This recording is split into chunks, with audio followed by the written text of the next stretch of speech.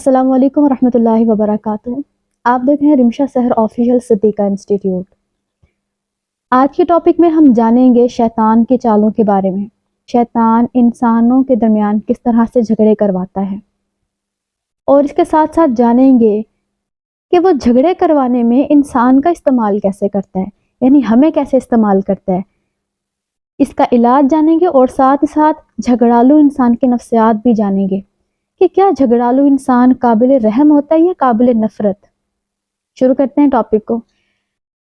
شیطان نے جب اللہ تعالیٰ سے وعدہ کیا تھا کہ میں انسان کو ضرور بضرور آپ کی راہ سے گمراہ کروں گا، اللہ تعالیٰ کی طرف آنے نہیں دوں گا، تو اس میں شیطان نے بہت سے ہتھ کنڈے اپنے استعمال کیے، اور اس میں سے آج ایک ہتھ کنڈے کا ایک چال کا ذکر کریں گے جو ہے جھگڑا۔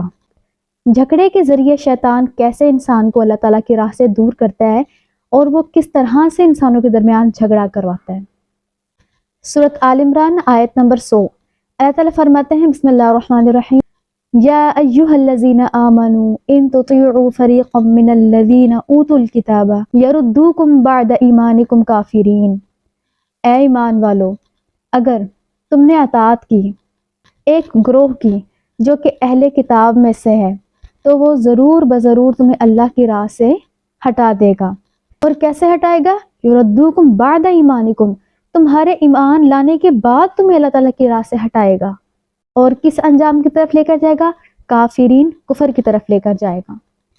تو آج اس جھگڑے کی نفسیات کو اور جھگڑے کے سارے معاملے کو سمجھنے کے لیے اس آیت کے پیچھے ایک واقعہ آتا ہے دور نبی کا، تو وہ ہم ذرا آپ سے ڈسکس کروں۔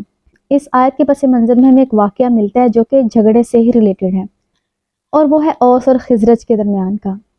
آپ صلی اللہ علیہ وسلم جب مدینہ تشریف لے کر گئے تو وہاں پہ آپ کو اوس اور خزرج کے دو قبائل ملے تھے، تو یہ ایک ہی والدین کی اولاد، لیکن ان کے آپس میں جھگڑوں سے قتل ہوا، اور وہ ایک قتل جو ہوا تھا اس کے بعد انتقامی سلسلہ یہاں تک پہنچ گیا، 120 سال تک ان کے درمیان یہ جنگ و جدال، یہ قتل جاری رہا۔ یعنی ایک نسل اسی انتقام کے سلسلے میں دوسری نسل کو ختم کرتی رہی، وہ ایک دوسرے کو مارتے رہے، تو یہ سلسلہ 120 سال تک جاری تھا۔ آپ صلی اللہ علیہ وسلم جب مدینہ میں تشریف لائے تو وہاں ان کے درمیان بھی آپ صلی اللہ علیہ وسلم نے اخوت قائم کی، بھائی چارہ لے کر آئے اسلام کی بدولت، کہ یہ بھی اسلام کے دائرے میں آ گئے۔ اب ان کے اسلام کے دائرے میں آنے سے یہود کا بہت زیادہ نقصان ہوا۔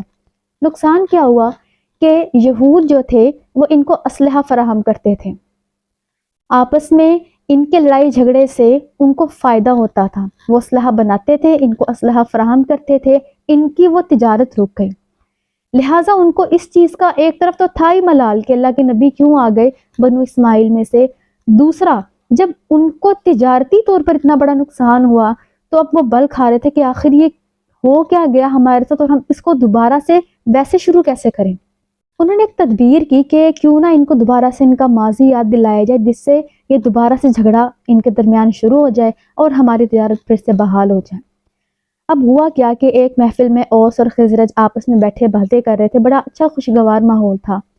تو ایک یہودی جو تھا، روایات میں آتا ہے شاس یا شماس بن قیس نامی ایک یہودی نے جب یہ منظر دیکھا تو اس کو بڑا دکھ ہوا۔ اس نے ایک نوجوان کو بلایا اور اس کو کہا کہ ان کے درمیان جا کر جنگ بعاث کے واقعات جا کر چھیڑے، یعنی کہ وہ شعر و شاعری شروع کرتے ہیں۔ اب وہ وہاں پر گیا اور جا کر وہی پرانی شعر و شاعری شروع کر دی جس میں آپس میں ایک دوسرے کو للکارا گیا تھا، اور وہ سارے واقعات کی منظر کشی ہوئی۔ اب وہ واقعات سن کے ان کے اندر وہی جذبات دوبارہ ابھرے اور تو میں شروع ہو گئی۔ اب قریب تھا کہ یہ آپس میں لڑنے بھی لگ جائیں، کیونکہ ان کے درمیان طے پا گیا کہ اب دوبارہ سے ایک جنگ کا میدان انہوں نے باقاعدہ اب کنفرم کر لیا کہ اس جنگ کے میدان میں تم آؤ، ہم دوبارہ تمہارے ساتھ لڑیں گے، تم سے جیت کر دکھائیں گے۔ اور یہ قریب تھا کہ وہاں پر پہنچ کے باقاعدہ ان کے درمیان جنگ شروع ہو جاتی۔ اتنے میں اس واقعے کی خبر آپ صلی اللہ علیہ وسلم کو پہنچی تو آپ صلی اللہ علیہ وسلم فوراً وہاں پر آئے، اور اللہ کے نبی نے فرمایا کہ اے مسلمانوں، کیا میرے ہوتے ہوئے جاہلیت کی پکار؟ اللہ نے اسلام کی طرف تمہیں ہدایت دی، تمہارے دلوں کو آپس میں جوڑا، تو اب کیا ماجرا ہے؟ آپ صلی اللہ علیہ وسلم کی یہ پکار سنی اور ان کو ریئلائز ہوا، ان کو احساس ہوا کہ آخر وہ کر کیا رہے تھے اور ہو کیا گیا تھا ان کو، تو وہ باقاعدہ رونے لگے ان کو بہت ملال ہوا، دکھ ہوا کہ آخر وہ کرنے کیا چلے تھے۔ ہر ایک دوسرے کے گلے لگا، ہر ایک دوسرے سے کہنے لگا کہ نہیں غلطی میری تھی، دوسرا کہتا کہ نہیں غلطی میری تھی۔ آخر کار یہ خطرہ ٹلا اور واپس میں دوبارہ سے بھائی بھائی بن گئے، اور یہ بہت بڑا جو جنگ کا خطرہ سازش تھی اللہ تعالیٰ نے وہ ناکام بنا دی آپ صلی اللہ علیہ وسلم کے ذریعے۔